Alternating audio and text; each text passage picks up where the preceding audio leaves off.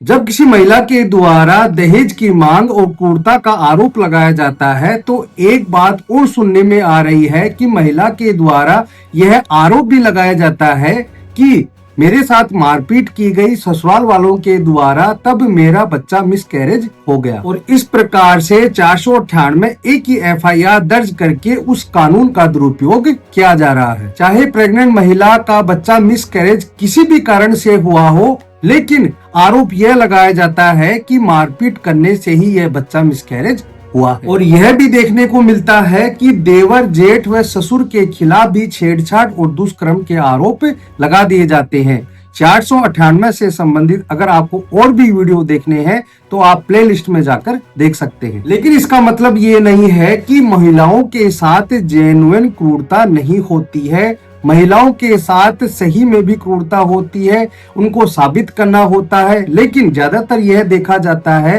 कि कानून का दुरुपयोग किया जाता है ससुराल पक्ष को दबाने के लिए, धमकाने के लिए, उन पर दबाव बनाने के लिए। 498 एक का ज्यादातर मिसयूज हो रहा है। ऑनरेबल सुप्रीम कोर्ट के द्वारा यह भी कहा जाता है कि जो मामले सही होते हैं उनको भी डाउट की नजर से देखा जाता है, क्योंकि जब 498 ए का मिसयूज किया जाता है तो ज्यादातर यही देखा जाता है कि यह झूठे मामले दर्ज करवाए गए हैं। इसलिए जिन महिलाओं के साथ क्रूरता हुई है, अगर वह एफआईआर दर्ज करवाती है तो उन मामलों को भी डाउट की नजर से देखा जाता है। आपको मैं ऐसे मामले के बारे में बताऊंगा जो अभी हाल ही में दिया गया है, तो वीडियो को अंत तक जरूर देखें। मैं मनशेरी एडवोकेट और आप देख रहे हैं हेमंत LLB लॉ। वीडियो अच्छा लगा हो तो प्लीज इसे लाइक करें।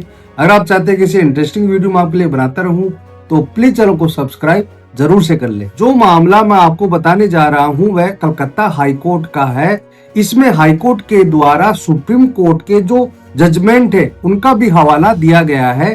साथ में यह भी बताया गया है कि कौन से आरोप स्पष्ट है और कौन से आरोप अस्पष्ट है।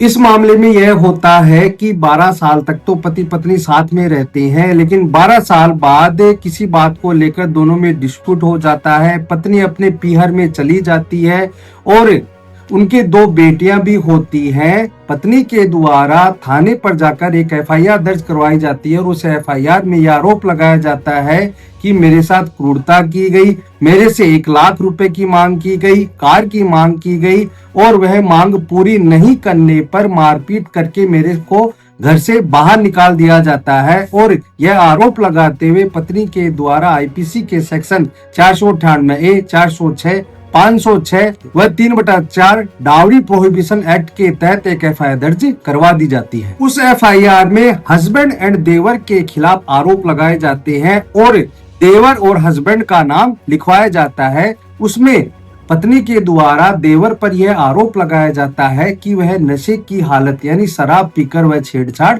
करता है।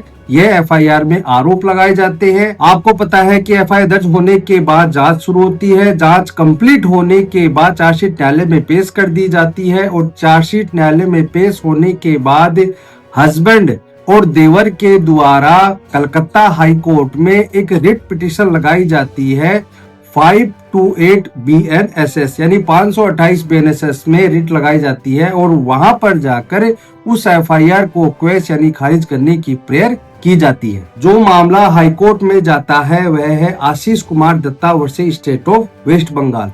इस मामले की सुनवाई जस्टिस उदय कुमार के द्वारा की जा रही थी। कोर्ट ने कहा कि खास आरोप यानी स्पेसिफिक एलिगेशन और परिवार के दूसरे सदस्यों पर जो अस्पष्ट आरोप लगाए गए हैं उनके बीच में एक लाइन खींचना जरूरी है। हाई कोर्ट ने कहा कि क्रिमिनल कार्रवाई का इस्तेमाल रिश्तेदारों को पूरी तरह से फंसाने के लिए होने से रोकना चाहिए। दूसरी बात यह भी कही जाती है कि महिला को जो कानूनी सुरक्षा मिली है उसके बीच में और ससुराल वालों को जबरदस्ती नहीं फंसाने और ज्यादा सजा न दिलाए जाए, उनके बीच में बैलेंस होना चाहिए।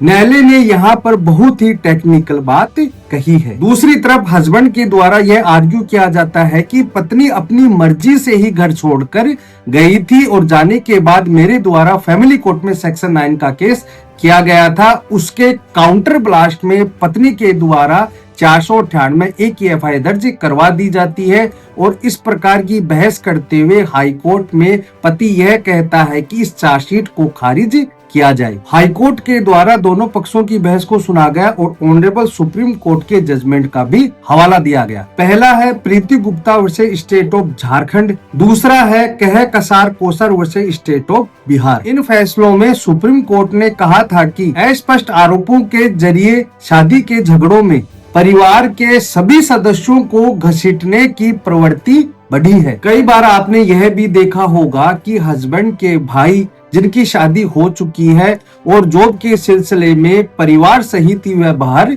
रहते हैं, और जो बहनें हैं उनकी शादी हो चुकी है और वह अपने ससुराल में चली गई हैं, उनको भी एफआईआर में आरोपी बना दिया जाता है।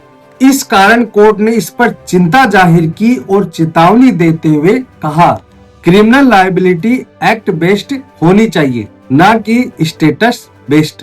और यह भी कहा कि बिना स्पष्ट आरोपों के रिश्तेदारों को कोर्ट की कार्रवाई में नहीं घसीटना चाहिए। इस सिद्धांत को लागू करते हुए कोर्ट ने यह पाया कि देवर पे जो आरोप है वह सामान्य आरोप है, जिनमें न किसी प्रकार की तारीख है और न ही किसी प्रकार का समय है, और किसके सामने और कब क्रूअल्टी की गई ये सारी बातें नहीं है, केवल जनरल एलिगेशन यानी सामान्य आरोप ही लगाए गए हैं। पत्नी के द्वारा देवर के खिलाफ जो एफआईआर में छेड़छाड़ का आरोप लगाया गया था कि शराब के नशे में छेड़छाड़ करता है, वह कब किसके सामने कितने बजे इस प्रकार का कोई भी जिक्र नहीं है, इसलिए इन्हें न्यायालय के द्वारा सामान्य आरोप बताए गए। कोर्ट ने आगे यह भी कहा कि देवर के खिलाफ कानूनी प्रक्रिया को जारी रखना यह कानून का दुरुपयोग होगा। न्यायालय के द्वारा हस्बैंड के खिलाफ कार्रवाई को खारिज करने से मना कर दिया जाता है, क्योंकि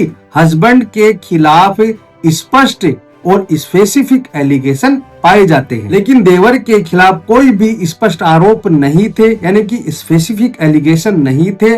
और यह कहते हुए देवर के खिलाफ जो चार्जशीट पेश की गई थी उसे खारिज कर दिया जाता है। तो आज की वीडियो से हमें यह समझ में आया कि अगर पत्नी के द्वारा 498 की एफआईआर दर्ज करवाई जाती है और उसमें सभी व्यक्तियों का नाम लिखवा दिया जाता है और उसमें आरोप लगा दिया जाता है और आरोप साबित नहीं होते हैं, तो उनके खिलाफ कोई भी एफआईआर और चार्जशीट नहीं चलेगी। तो दोस्तों आज के लिए इतना ही। वीडियो अच्छा लगा हो तो प्लीज इसे लाइक करें। अगर आप चाहते हैं कि इसे इंटरेस्टिंग वीडियो मैं आपके लिए बनाता रहूं तो प्लीज चैनल को सब्सक्राइब जरूर से करें और शेयर जरूर से करें। धन्यवाद।